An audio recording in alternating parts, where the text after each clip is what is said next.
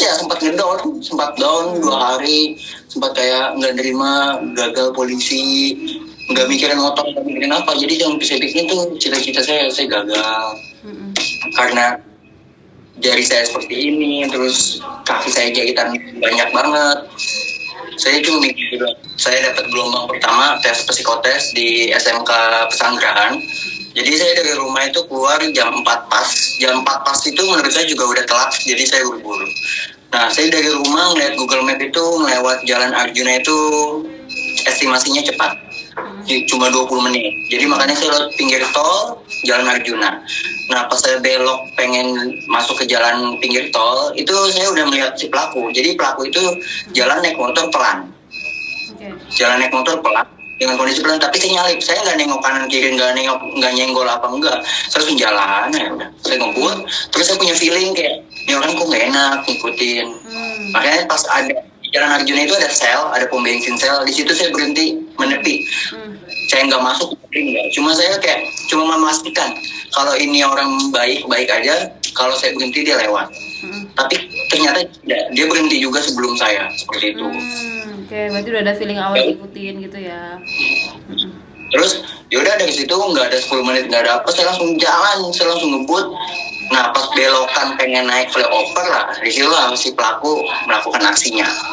Dan yaudah di situ karena posisi saya sudah siap, saya melakukan perlawanan. Pikiran saya tuh ya saya ngelakuin perlawanan karena saya nggak ngeliat ada benda senjata tajam. Makanya saya berani dan pede untuk melawan. Saya lawan dan akhirnya si pelaku yang di tengah, yang duduk di motor di tengah itu langsung ngeluarin sajamnya. Ya udahlah di situ langsung terkena dari tangan dan kaki. Terus juga si pelaku mengincar juga bagian kepala saya, tapi alhamdulillah saya pakai helm dan badan saya. Dan akhirnya ya udah motor saya dibawa begitu aja. Saya cuma bisa ngeliat, dan tapi pikiran saya langsung, saya bukan mikir wah motor gua, wah HP gua, enggak. Saya mikirnya ya mah Tio gagal. Langsung mikir di polisi kayak mah Tio gagal, Tio nggak bisa lagi jadi polisi. Cuma mikir seperti itu. Setelah kejadian ada supir truk di dalam tol lagi menepi, dia manggil saya teriak, bang sini bang. Aduh bang, gue minta maaf banget bang, gue nggak bisa nolong lu, gue nggak bisa bantu lu. Bang, udah bang nggak apa-apa bang, udah nggak apa-apa bang, gue cuma butuh HP bang, gue pinjam HP, gue mau nelfon orang tua. Dipinjemin lah HP saya langsung nelfon ibu saya, dan ibu saya langsung, dan alhamdulillah sebelum itu saya langsung, teman saya nggak sengaja lewat mungkin, langsung langsung ke bawa saya ke pertama ke klinik tidak memadai, dibawa ke RS Ukrida. Di RS Ukrida di tangan pertama diperban dan lain sebagainya, udah habis itu dibawa ke Tarakan. Di Tarakan lah langsung dikasih diinfus, ya udahlah ditanganin setindaknya. Terus hari itu juga langsung dioperasi, karena kalau setahu saya itu saya dioperasi hari Senin. Mama saya nangis-nangis, sampai nangis-nangis sujud-sujud minta hari ini karena takut jarinya itu tidak berfungsi lagi.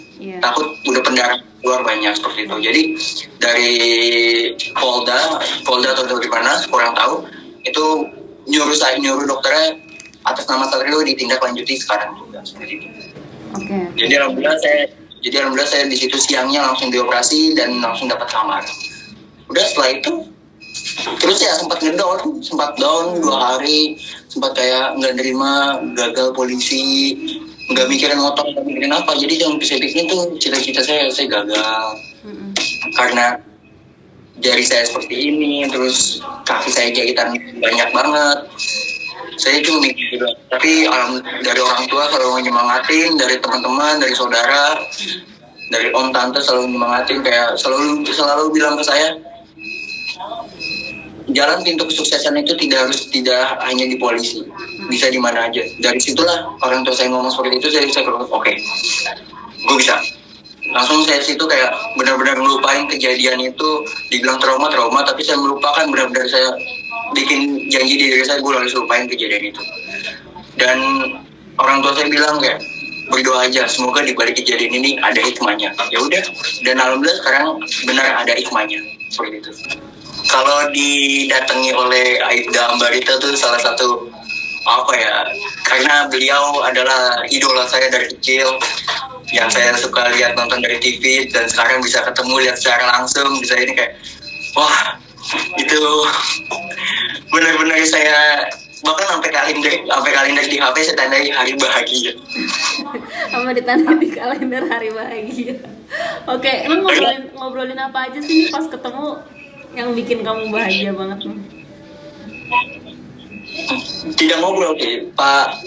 Beliau ngasih motivasi saja ke saya, bilangin, menyemangatin saya, dan ya saya terima. Kayak saya dengan datangnya bapaknya, menurut saya sudah sembuh gitu. Datangnya bapaknya saya sudah sembuh.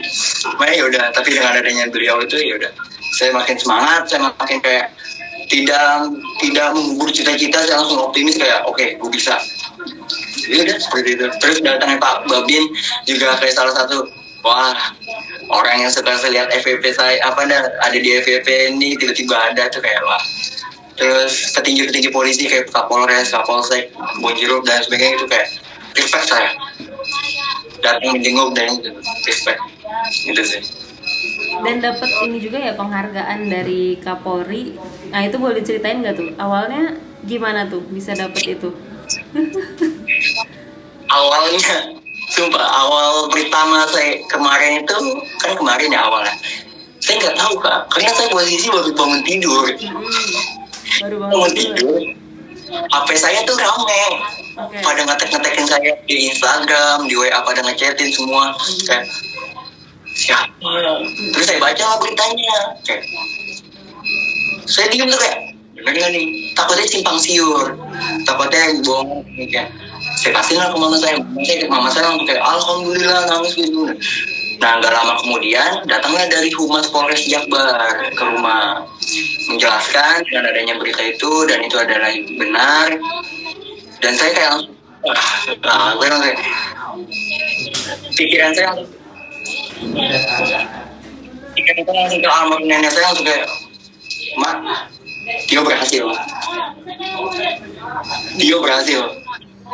Lalu ngomong gitu kayak, tapi saya nggak nangis, cuma saya nahan buat nggak keluar air mata. Saya harus tetap tegar di depan orang tua saya. Cuma orang tua saya langsung kayak, mama langsung kayak nangis, kayak dia kalau kemarin tuh dia nggak nyangka anak yang dibilang bandel di rumah tiba-tiba bisa menjadi anggota Polri. Terus ayah bilang kayak anak penjaga kos, anak tukang soto bisa menjadi anggota Polri. Itu kayak kayak benar-benar kayak nangis, benar-benar kayak terharu saya bisa menjadi anggota Polri dengan masih didampingi kedua orang tua saya lengkap. Itu salah satu momen bahagia, bangga. Ada momen terharu juga yang tadi pagi, kalau nggak salah aku juga lihat di Kompas TV, yang kamu sampai sujud syukur gitu ya ke kaki mamah juga. Itu apa sih yang dirasakan? Mungkin ada pesan atau ungkapan perasaan gitu ke kedua orang tua? Saya yang pertama, saya nyadar sih, saya anak yang masih banyak dosanya, masih sering lawan, sering bantah. Tapi doa ibu saya tuh nggak berhenti untuk doain saya menjadi anggota Polri. Makanya pas dengar kabar dari Pak Jenderal Listio Sigit Prabowo, saya udah, ini bukan untuk saya, tapi ini untuk doa orang tua saya, untuk doa almarhum nenek saya. Makanya saya bilang kayak terima kasih banget kepada Bapak Jenderal Listio Sigit Prabowo yang telah mengasih kesempatan kepada saya. Tapi ini kesempatan ini sebenarnya dipakai untuk saya, tapi berita baiknya itu untuk mama saya dan ayah saya. Makanya saya sujud, saya belum bisa membalas budi orang tua saya belum bisa ngebahagiain mereka.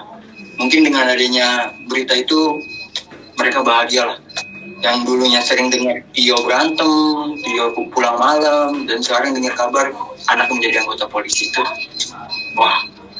Makanya saya langsung bercermin kayak, gue sekarang menjadi anggota dan gue punya adik gue harus bisa jadi monitor adik gue, dan orang tua gue udah tua, dan gue harus menggantikan orang tua gue. seperti itu. Dan ya berkat mama, berkat ayah, dan berkat semuanya yang keluarga saya yang mendoakan saya menjadi anggota Polri akhirnya terwujud.